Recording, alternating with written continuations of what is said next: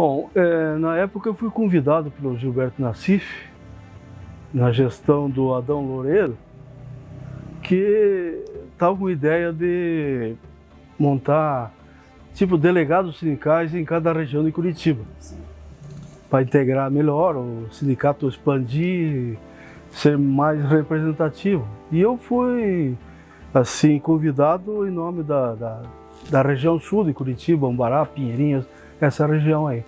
Então cada região de Curitiba nessa época teve um representante. Daí acabou se entrosando, participando das reuniões e na sequência convidado para um cargo, no início um cargo mais inferior, mas daí à medida do possível cada dirigente foi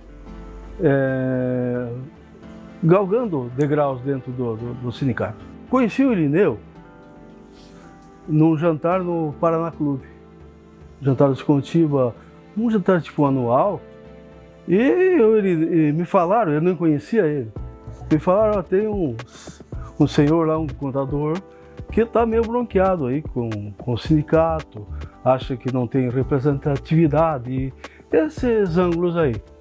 Aí eu peguei, fui lá na mesa dele, conversei com ele, com a esposa, a Marilu, que está até hoje no escritório lá. E depois de uma pequena conversa, eu convidei para chegar mais perto, chegar junto no sindicato e nos ajudar. Não adiantava reclamar por lá de fora. Então, nas reuniões seguintes, ele já começou a aparecer e tal. Na próxima diretoria que surgiu, ele já participou de um cargo. E depois, quando o Gilberto Nassif resolveu eu já fiz a minha parte. Tipo assim, quis sair do sindicato. Nessa época eu era vice-presidente, que acabei assumindo essa posição por motivo de saúde do nosso vice-presidente da época. E aí então, quando o Gilbertinho disse, não, eu não vou continuar, continuem vocês. Aí conversamos, aí formamos uma diretoria e acabou nós entrosando mais ainda com o Irineu, e foi meu vice-presidente. E na diretoria seguinte assumiu a presidência, me faz que foi 3 mandatos. Na época a gente já conversava em chácara, só que os recursos eram um pouco. E na minha gestão, infelizmente, não consegui esse sonho. Mas fiquei muito feliz que na gestão dele conseguimos essa chácara, montar ela, e hoje está muito linda, servindo a todos. Na verdade, nós continuamos se ajudando. Quando depois do sindicato, eu fiquei um tempo ajudando o SESCAP, e na sequência daí saí do SESCAP para assumir a presidência da Federação dos Contabilistas. Fiquei 5 ou 6 anos lá. Mas já faz tempo, isso é nostálgico. Bom, nesses anos aí, já nas gestões anteriores, no tempo do Gedeão Túlio, Adão Loureiro e tal, tinha muita concorrência desleal, que a gente fala. Concorrência desleal, o que é? Um escritório ficar competindo pelo cliente do outro. Então o que acontece? Querendo fazer trabalho por menor preço. E não era por aí. E nessa época foi implantado uma tabela orientativa de honorários. Pelo menos tinha-se uma base. Olha, o mínimo que se cobra é mais ou menos isso. Então, aí com o sindicato mais atuante, essa ideia da regionalização, esses delegados sindicais entrosaram mais. Contador, conhecendo contador, isso aí também acaba inibindo essa concorrência.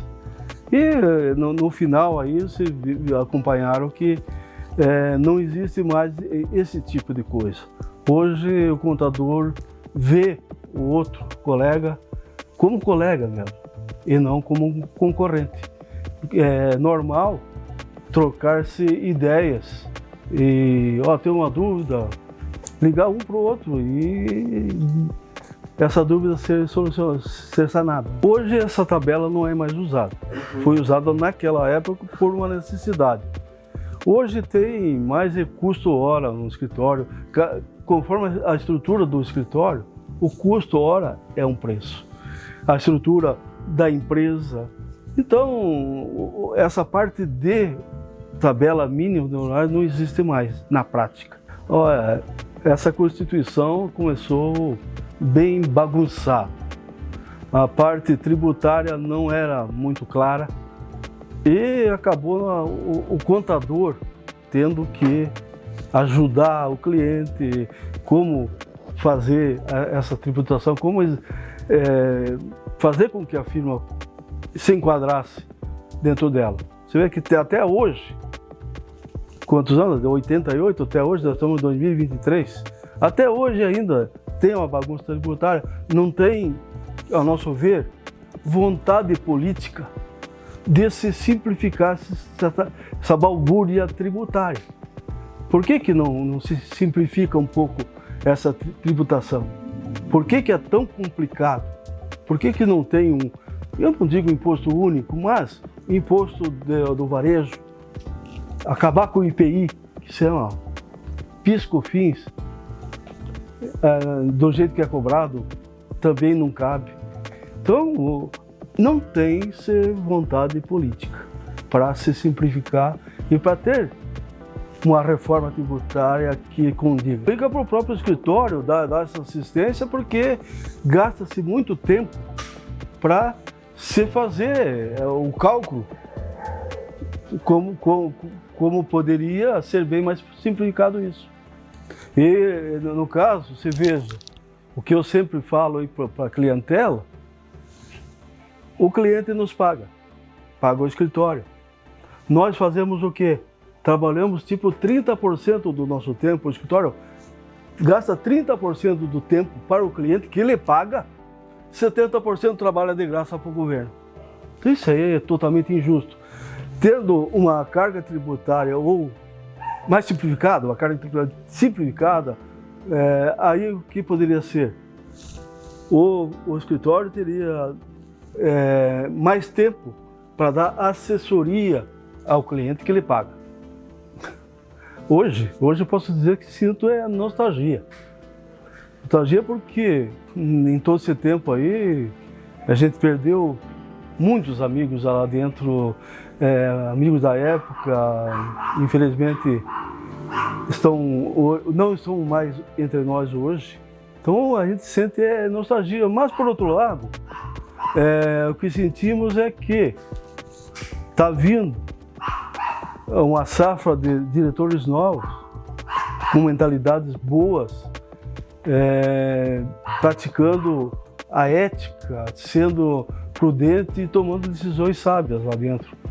E eu acho que, então, por isso, a gente sente que a coisa está engrenando e não vai ficar por aí.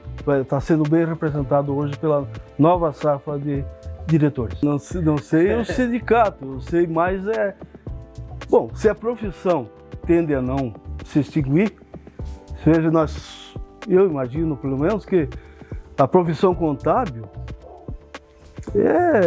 tem muitos séculos.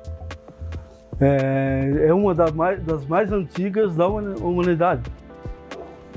Desde quando começaram a contar lá atrás as ovelhas, os rebanhos e marcar quantos tinha, a produção e tal, os estoques. Então a contabilidade é muito antiga. Ela foi forçada a se modernizar e se adaptar ao tempo.